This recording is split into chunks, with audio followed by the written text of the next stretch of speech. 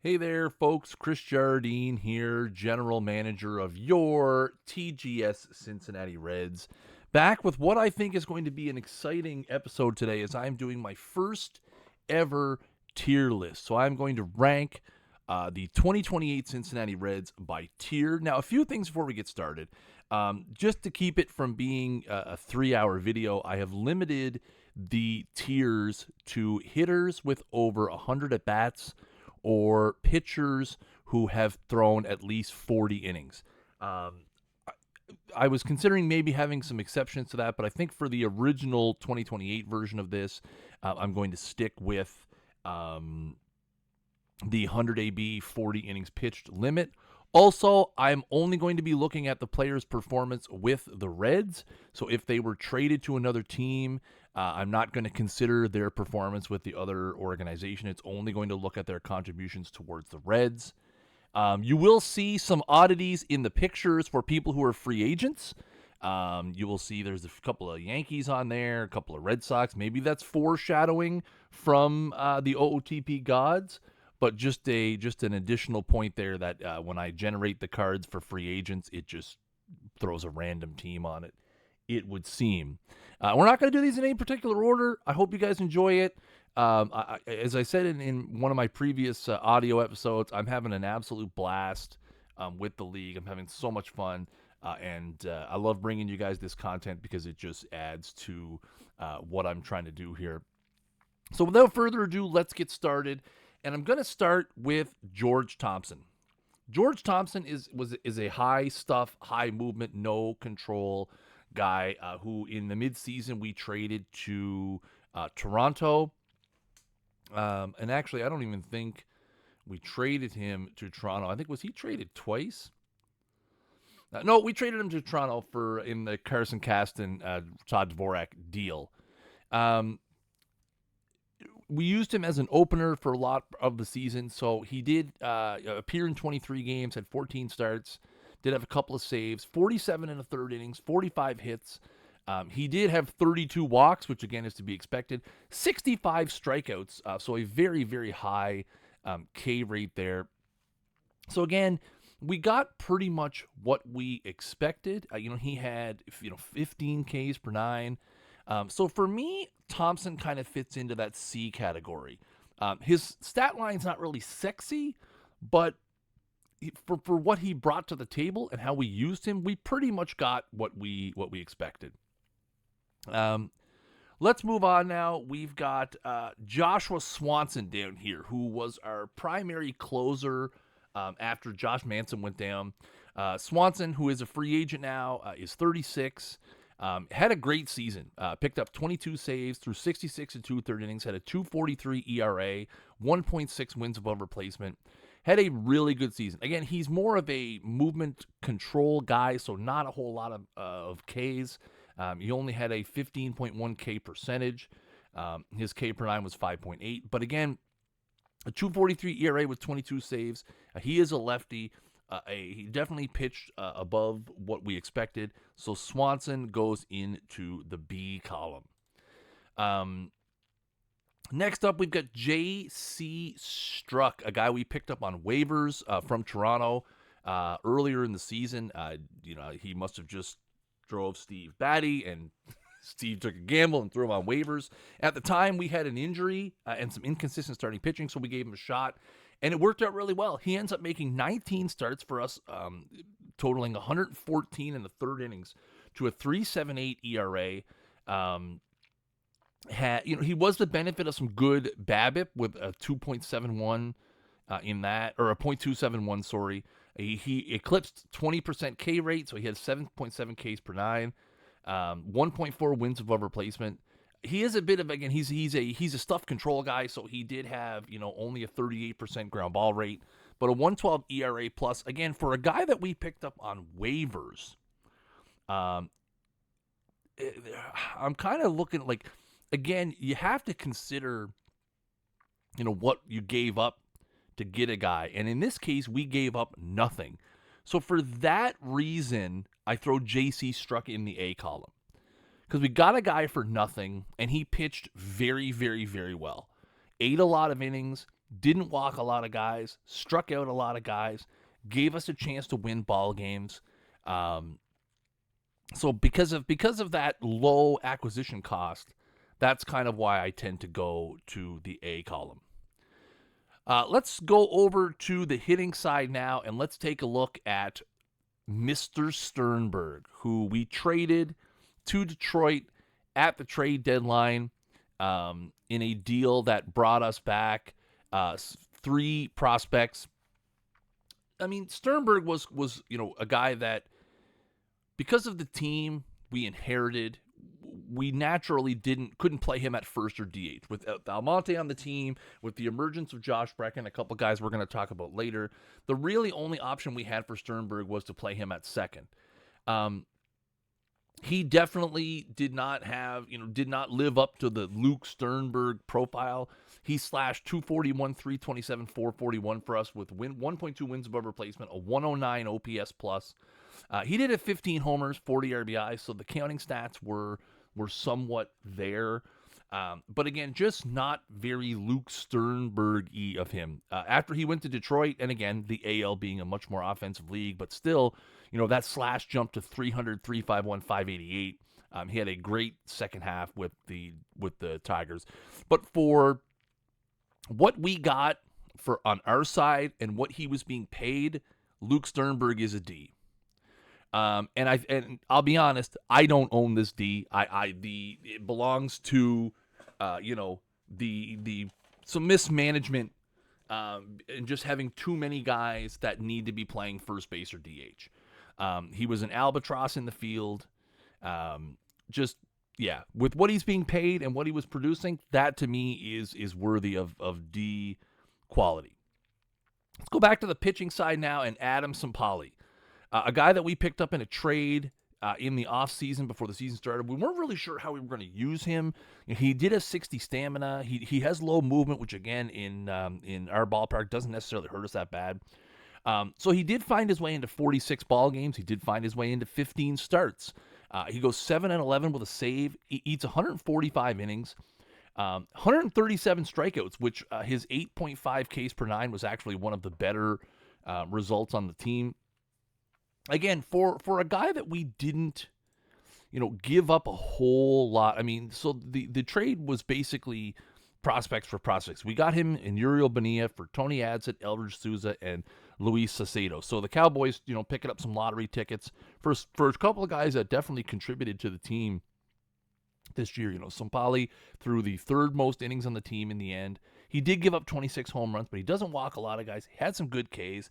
And again, for what he's getting paid, that's a solid C tier effort. He can eat 8 innings at the back end of the rotation. He wasn't great, but he wasn't awful. He kept us in some ball games, gave us some chances to win. You look at when he has, when his K percentage minus walk percentage is 15, that's a very solid spread to me. So yeah, I think a very solid C tier effort.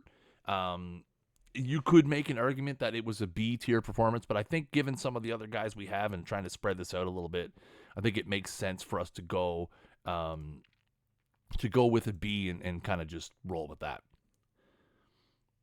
Let's see who we got down there. Johnny Signs is next. So Signs was a guy that we picked up in free agency last year for a couple $1 million. He has moved on. His asking price was a little higher than we were willing to pay for our fourth, fifth bullpen arm. But he did eat a lot of innings for us this year. He had 82 innings. He allowed 82 hits. He had 79 strikeouts. So he had that 8.7 K per 9, only a 2.4 walk per 9. He finished just south of 1 win above replacement. He was 6-4 with 3 saves and a 3.95 ERA. So again, just a very stable part of our bullpen. He didn't have a whole lot of blow-ups, which is fantastic. You love to see that. I feel like with Signs, again, his asking price was a little higher than what we were willing to spend, considering we got him for $3 million. I think he was asking for 6.5, 7, which again, after a good season as a reliever, why not, right? But again, just another very solid C tier performance. We didn't invest a whole lot. We didn't get anything amazing in return, but we just got a nice, steady, solid bullpen performance, which is exactly what we needed. Speaking of a nice, steady, solid bullpen performance, next up we have Gavin Sievert, a guy who, his profile doesn't look super sexy. He is a lefty. We used him more in a specialist kind of role. He goes 0-4 with a save across 40 and a third innings. He has a 3.35 ERA. He did have 8.5 K per nine, 2 walks per nine, zero point 0.7 wins above replacement, a 126. Steady across the board. He allowed 29.4% of the inherited runners to score, which is not bad. I think that's, probably average. Yeah, just a nice all-around good performance. I would say that is yet another C. One of the strengths of our team this year was that we were able to assemble a bullpen of guys who just they didn't have complete meltdowns very often. We had a few earlier in the season, and we removed those guys from the equation. Our bullpen ends up being one of our stronger points, as we ended up finishing second in bullpen ERA over the course of the season. So, again, ERA, not everything, but, it's a metric that's measured against everybody else in the league. And I think a lot of that had to do with us just having some nice, steady eddies in the bullpen, which, you can't fault that. Next up, we go back to the hitting side now for a bit, and Billy Powers, a guy who was a Red. We were able to sign him very, very, very, very late in the offseason to a one-year deal. He is now a free agent again, despite his again, maybe a little bit of foreshadowing here with the Yankees hat on, but he does log 388 at-bats. He did spend some time on the IL, which necessitated us going in some different directions, and with some guys we'll talk about in a bit, like Liberio Cubas, who we brought in via trade. He does slash 247, 316, 376, less than one win above replacement, 6 home runs, 48 RBIs. Again, just the counting stats are not there. The ratio stats are not there. Again, I know the injury played a lot of that. His defense was a little subpar as well. All in all, for me, I'm going to give Billy Powers a D. We brought him back out of necessity because we had, we started the season with that hole at third base, and I expected a little more. He's been a bit of a yo-yo in his career. Again, congratulations to him on stroking his. He didn't have his 300. He had his 175th, I think it was. But yeah, he's been a bit up and down, and this is one of the downs. So for me, Billy Powers is a D. Next up, we've got the often publicized shortstop Hakan Nicklat, the only Swedish-born player to ever appear in TGS, the only Swedish-born player ever to hit a home run in TGS. Nicklat was more of a not, I don't want to say panic, but it was a necessity call up. We had Eugene Hart at the start of the season. He hit a solid 174 before we finally said, you know what, I just couldn't tolerate looking at him in the lineup anymore. We end up shipping him out to a new team. So Nicklat's nothing sexy on paper. I mean, he doesn't. I think avoid K's is his only rating above above a 50. He has 65 range, 55 airs, 70 arms, 60 turn double play. So nothing. I would say that's probably the minimum of what you would want to use as shortstop. He did have a slightly negative ZR, but otherwise played pretty well in the field.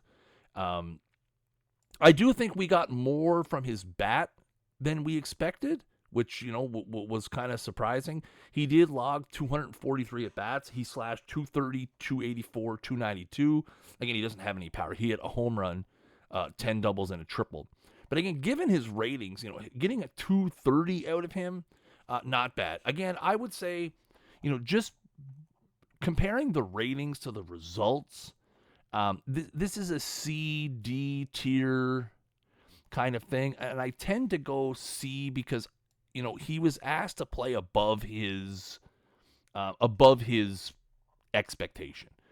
Niklot's not going to be a long-term career major leaguer. He might end up being a utility guy on the bench. We're probably going to try to train him up at some second base, given that he has 70 arm, maybe some third base. So I'm going to give him the benefit of the doubt and throw him in the C column, only because, you know what? No, I'm going to move him down to a D. Yeah, we're just going to go with a D. Again, he's right on that bubble. I feel like, how much do you wait asking him to do something beyond him? So I feel like C or D, is probably, either or is probably appropriate in this case. But we're gonna go with we'll go with D. I feel more comfortable with D. Who's next here? Is that Brennan Murphy? They're so hard to read. I thought it would be a little better than this. That is Brennan Murphy. Mega Volt himself, Brennan Murphy, who, was sort of that 1A, 1B on our rotation with Kjamet, who we're going to talk about in a little bit. Murphy had a bit of a down season. Again, he is a stuff control guy. He went 11-14 with a 4.46 ERA across 33 starts. He ate 183 innings. He gave up 44 walks, 154 strikeouts. So that is a 2.2 walks per nine, which was one of the lower qualified starter amounts in the league. 7.5 Ks per nine. He did 2.3 wins above replacement. Brennan Murphy was Jekyll and Hyde across the season. He'd have months like August where he looked like he could win the Cy Young, and then he'd have months like September where he had an 8.49 ERA. He was so Jekyll and Hyde, and again, out of somebody who is expected to be sort of at the top of your rotation, not great. Now, again, because of the limiting of the walks and some of the other peripherals, I tend to want to put him in the C column. Which, again, is still very disappointing. Now, having said all of those negative things, we've re-signed him to a 3-year extension worth about $40 million, which, again, I feel like is really good value. Again, as we're rebuilding, right, we're going to have people kind of, we want people to eat innings through the rebuild. Is he going to be a long-term part of our plan? Probably not. He's 32, so he'll be 35 when this deal is over, and that'll probably be the end of him for us. But I think for now, I do expect him to be able to turn it around and have a much better 2029 than he did 2028. So Brennan Murphy checks in with a C. Next up, we're going to go back to our offensive side, and we're going to go to our first catcher, which is Elijah Moore. Again, Elijah Moore on the team because he has 75 catcher ability and 65 arms. So he's there as a defensive option. We did have several catchers in spring training who were sort of vying for that spot. Moore did have some good outings in the earlier part of the season, to the point where we were actually running him out there, every other day. He finishes with 62 games played, 207 at bats. He slashes 203, 261, 260, which is just an abysmal performance at the plate, which again is but what we expected. With his 55 I did expect higher than a 6.8% walk rate, so that is a bit disappointing. On the fielding side, he did have a high range factor, a positive ZR, but only 21.9% of runners thrown out. Elijah Moore, to me, is an F, because here's the thing. If the reason why you're on the team is defense and you're not doing well defensively, what's the point? You're a one-trick pony, and you're screwing up that one trick. So, unfortunately for me, Elijah Moore is an F, and I would probably venture to say this will be the only tier list video you're going to see Elijah Moore in. I think that's probably safe to say. Next up, we go back to the pitching side, and we have Josh Manson, who drove me absolutely nuts over the course of the season. Manson was up and down and up and down and up and down. He finishes, he did miss 8 weeks with bone chips in his elbow. and then we sent him on a rehab. So he was actually off the big club for about 10 weeks total. The reason why we sent him on a rehab is it was late in the season, and I didn't really want to send any of the guys down that we were trying to get some reps in for.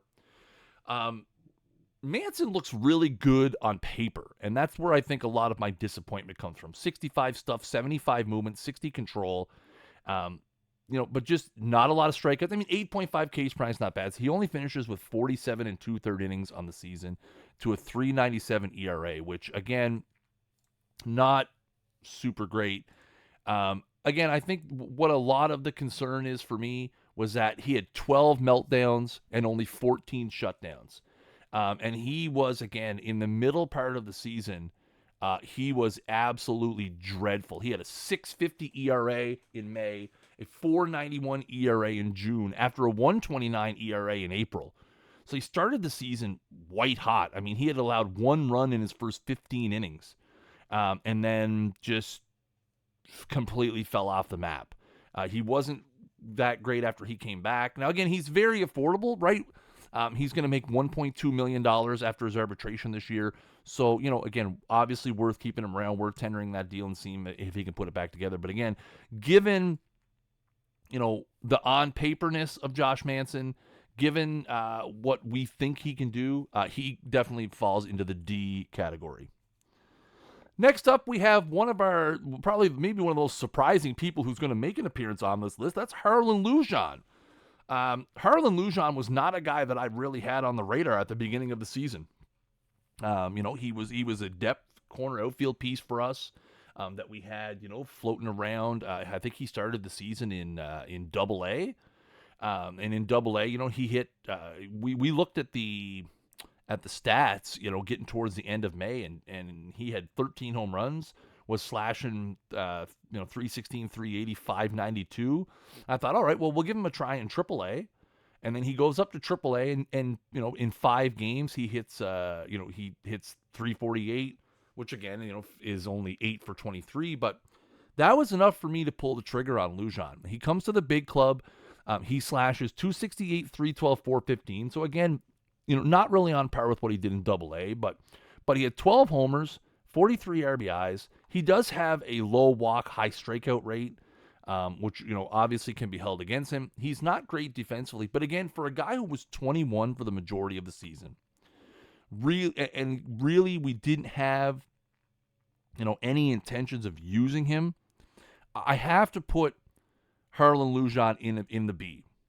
Because, again, he played so far above what the expectations were for him. It's going to be interesting to see, right? He is very much stronger. He is a switch hitter, but very much stronger against right-handed pitching. It's going to be interesting to see. I will say his roster spot is in jeopardy. We have some different options. The Leonardo Cobb trade, makes Lujan expendable and on the bubble. Do we look at maybe moving him down to some first base? Because I do think Lujan has some potential as a platoon bat against right-handed pitching. He did show a strong kind of penchant for it. He slashed 290, 337, 471 against righties. I mean, if we didn't use him against lefties, his profile would have looked a lot nicer. 26 extra base hits, 1.4 wins above replacement against righties. Obviously, again, we with our roster construction, we necessitated having to give him 114 at bats against lefties, and it didn't work out. So Lujan gets a B because, again, just how far he exceeded expectations. Next up, we come to everybody's favorite Red, Lincoln Laniu, who his Gold Glove streak has ended at 2 in a row as he was edged out, and rightfully so, by Colorado's center fielder, whose name escapes me at the moment. Lincoln Laniu had a very Lincoln Laniu season. 280, 319, 412 on the slash. He had 4.9 wins above replacement. He had 38 doubles. The big jump for him this year was he set a career high with 47 steals. His previous career high was 36, 36 in Double-A. His previous career high in the big leagues was 34. So we did take the chains off of him stealing, and he contributed 13 additional stolen bases with only 1 extra caught stealing. He set new career highs in hits, doubles. He had 9 homers. He struck out the least amount that he's ever struck out in a big league season. Again, he did take a bit of a step, and I mean, this is, a bit of a step back defensively is being aggressive, but he did drop 4 ZR this year. He did still contribute 13 assists, which is great for a center fielder. So he did take a little bit of a step back in terms of his defense.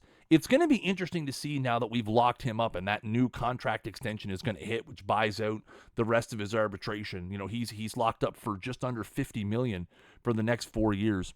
But the thing is, with center fielder the way it is, and again, Lanu just proving that he can hit above his ratings, he can steal a lot of bags, and he can play elite level defense. Lincoln Lanu is an A.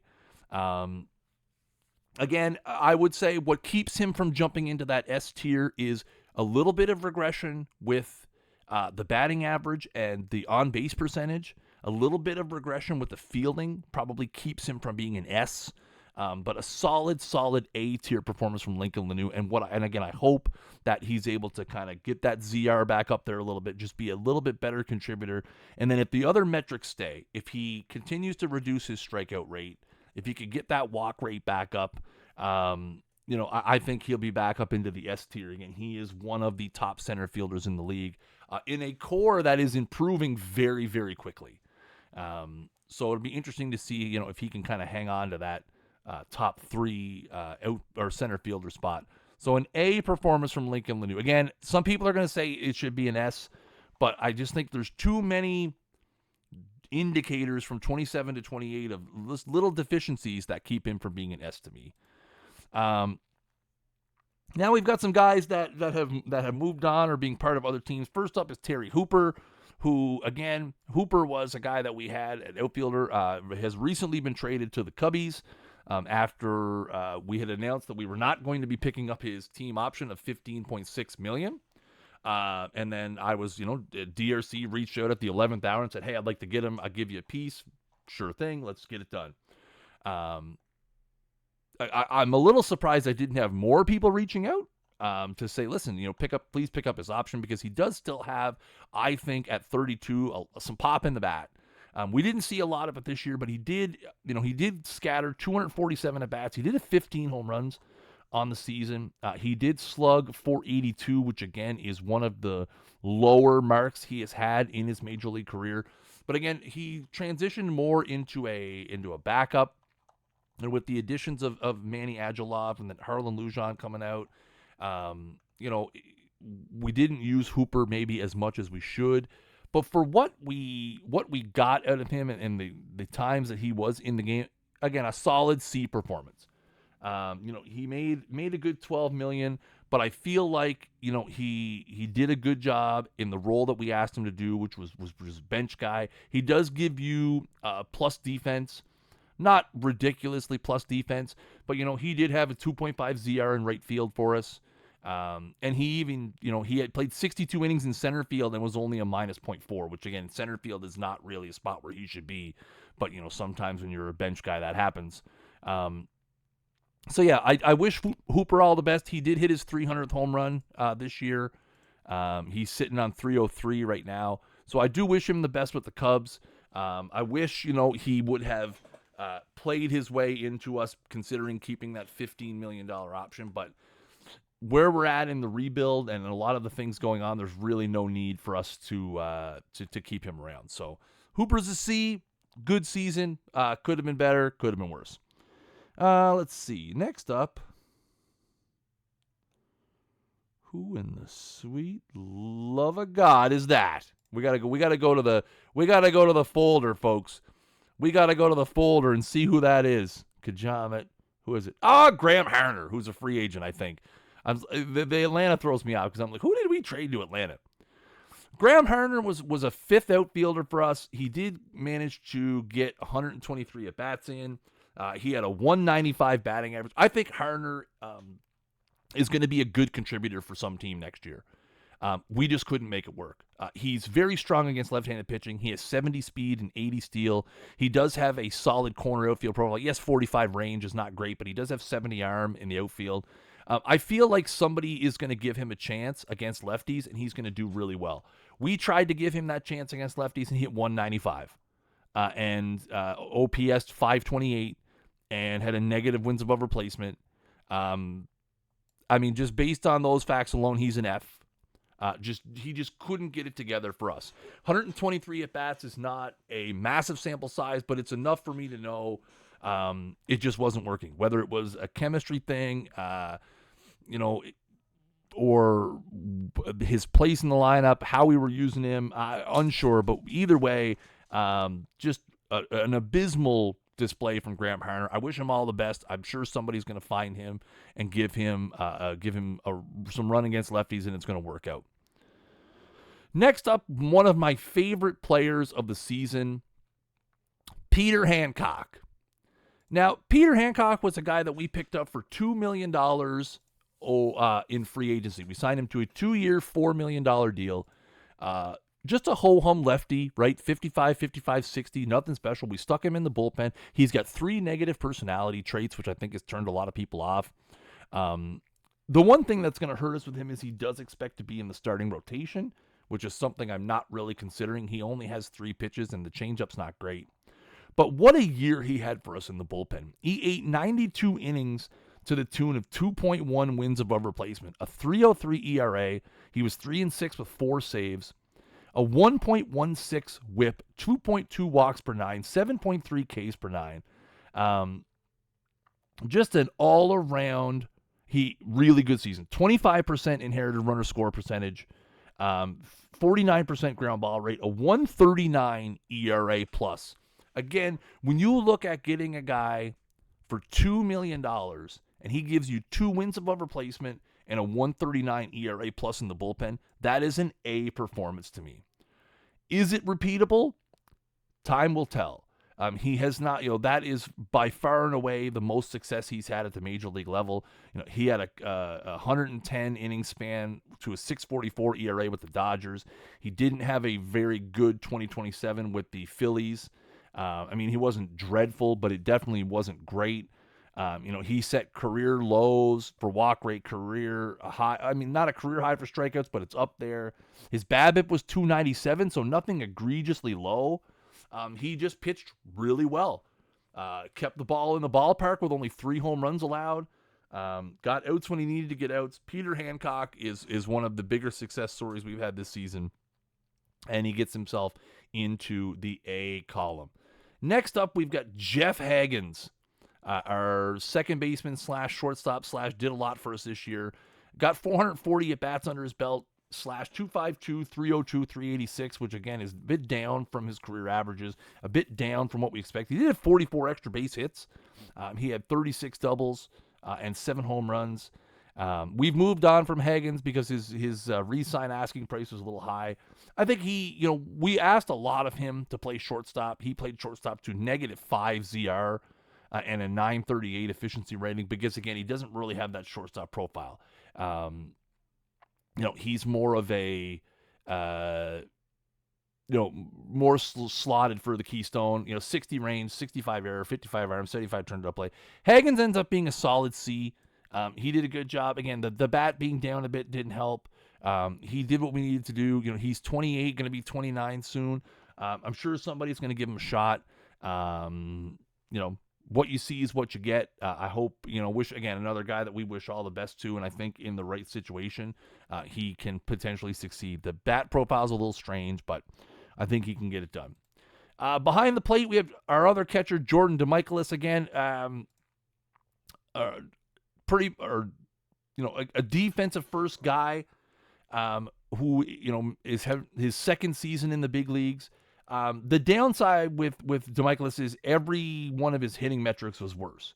Batting average was down. On-base percentage was down. Slugging percentage was way down. RC per 27 down. BABIP down. OPS down. OPS plus way down. He did, obviously the counting stats are up a little bit because he had, an extra 66 at-bats this year, but less home runs. Only 1 more walk, 25 more strikeouts, and a 0.4 decrease in wins above replacement. Again, where DeMichaelis shines is on defense.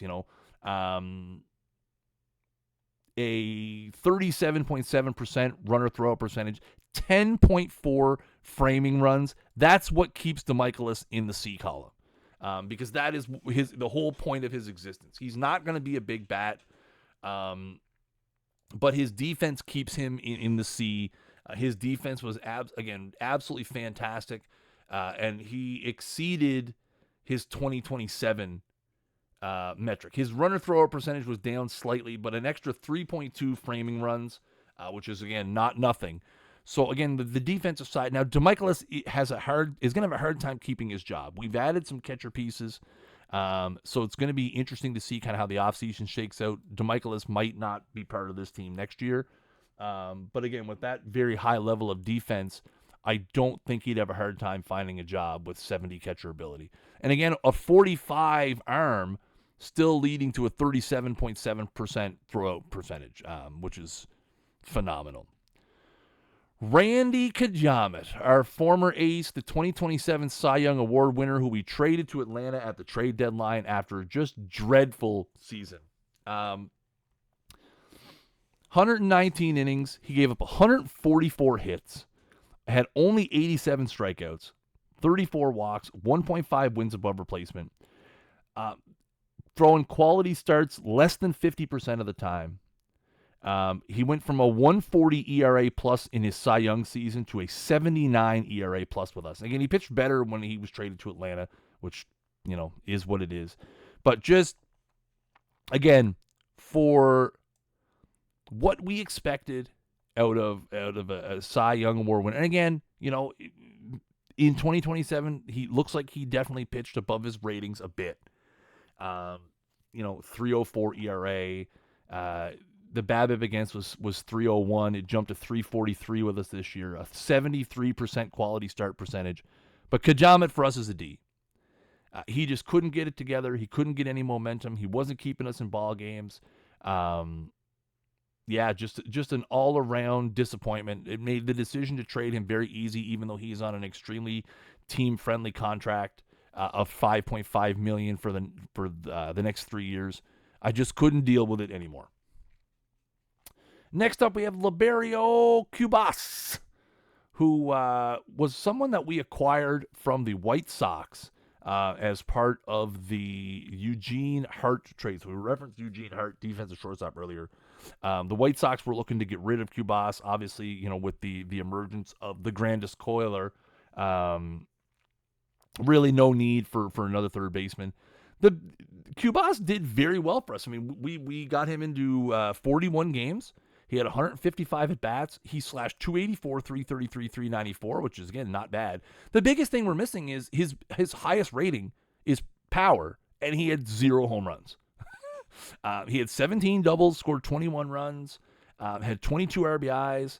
The K to walk rate, not great. He had 34 Ks and 12 walks. Again, nothing egregiously awful, but again, nothing to write home about. He played a pretty solid third base, a little negative on the ZR, but it wasn't terrible. Again, for a guy who was thrust into duty because we didn't really have any other third base options kicking around. Billy Powers was hurt at the time. Cubas did the job. I would say, somewhere, again, the lack of power is a concern, but again, given, him being 23, getting called up from Double-A where he was having a pretty good season, and he actually hit for a higher average, a higher on-base percentage.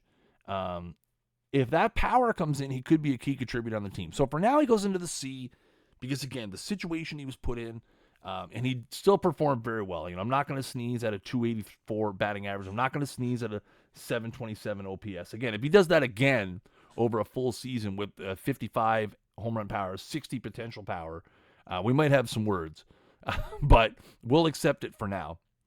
Now we get into some of our more headliner players. I know this video has been egregiously long, but if you're still here, I appreciate you. Cornelius Cobb, who ate the most. Again, we know win-loss record is definitely everything, and he was 4-12, which looks terrible. But Cornelius Cobb actually had a very good season. 193 innings, gave up 200 hits, 55 walks. The biggest thing with Cobb is the extreme lack of strikeouts. Even though he has 50 stuff, 5.9 K per nine. He does suppress a lot of home runs, gave up only 14 home runs in 193 innings, which is a vast improvement of where he was in 2027. A 300 BABIP on the dot, 15.2 K percentage, 6.7 walk percentage, 59% quality start percentage, 99 ERA plus, so right on the bubble, 3.4 wins above replacement. The thing is, for me, Cornelius Cobb gets a B.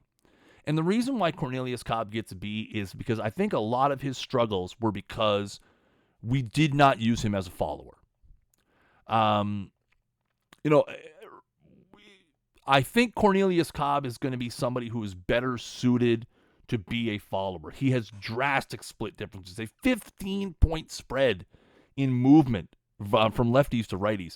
And I just think, again, with the situation we were in and the team composition that we had, we kind of avoided using him as a follower because, again, we did have, I think he would have paired great with George Thompson, and that's just not how we were deploying him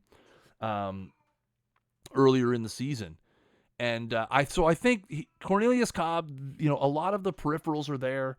The home run rate, cutting the home run rate in half is great. Obviously, we'd like to see more strikeouts.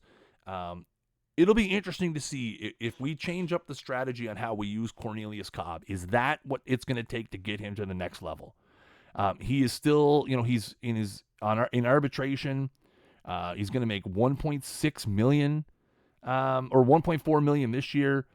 I think Cobb has the potential to make a drastic increase in his output next year if we use him in a situation where we can set him up for success. Speaking of people we set up for success, if you pay any bit of attention in the Discord, how many times have you heard me talk about Josh Brecken this year? A guy that previous management had acquired from New York in a trade that included, I believe it was the Dale Humphreys trade. Brecken played his way onto the team in spring training, and then all he did was set a franchise record for doubles. He finishes with 61 doubles, which is in the top 10 seasons in the history of TGS.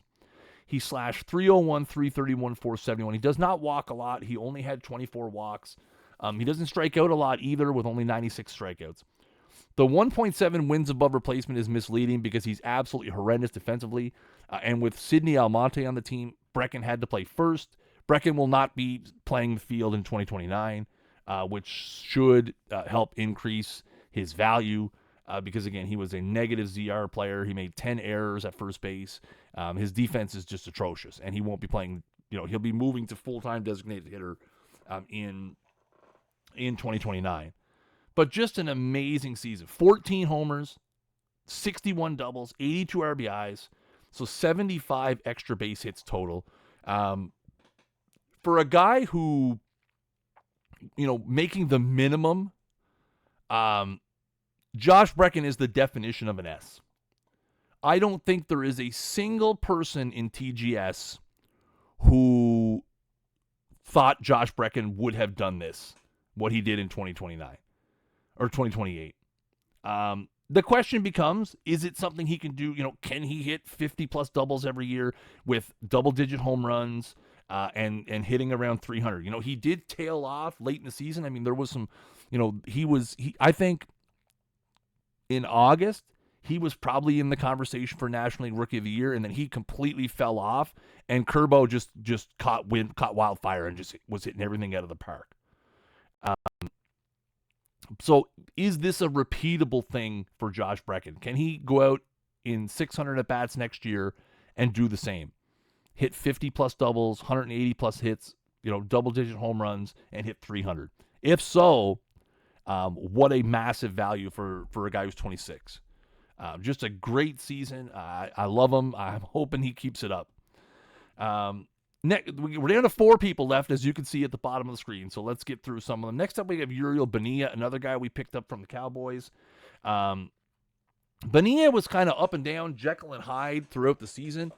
He struggled a lot in the beginning to the point where we actually moved him into the bullpen, and then we moved him back into the rotation after we moved Frank Diggs. And he pitched really well down the stretch. Later in the season, he was really hot. August, he pitched to a 2.43 ERA. September, he kind of relapsed a little bit, which everybody on our team relapsed in September, so I can't really hold him accountable.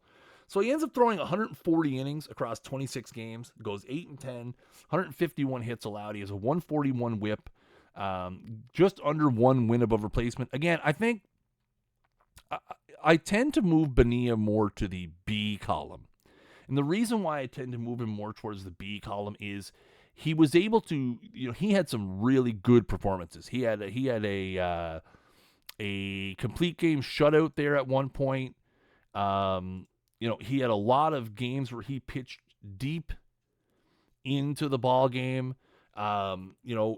Yes, he had some bad games, but I feel like there was a lot of really, really good games where he might have got a hard luck no decision, or we lost 2-1. He has he has 51% ground ball percentage. Again, from what my expectations were for Bonilla, I think he pitched really, really well. It'll be interesting to see kind of where he fits into the team next year. Obviously, right now with where things are at, he's kind of penciled into one of those rotation spots. So we'll see. So all in all, kind of, a B performance from Bonilla, because again, it far exceeded my expectations of what I thought we would get out of him. Next up, we've got, oh no. Oh, I thought we almost lost it, chat. I almost lost it. I almost died after a 40 minute video to lose that. I would have cried. Next up, we got Terry Barnett. Man, oh man, Terry Barnett just unbelievably drives me nuts sometimes. Barnett famously, previous management said they guaranteed he would opt out. He did not opt out after 2027. He has not opted out after 2028.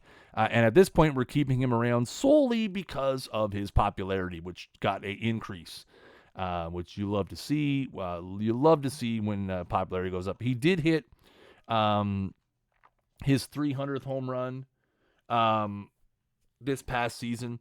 Again, spent a lot of time on the DFA.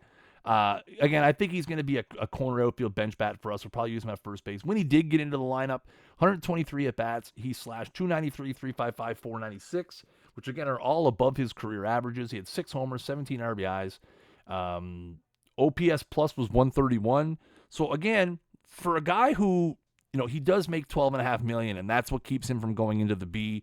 I think his performance, given the situation we put him in, was probably worthy of a B, but the fact that he makes $12.5 million moves him down a bit, because, again, as a $12.5 million guy, you should be starting. And, again, it's just unfortunate that we were saddled with such an albatross of a contract to try to work around.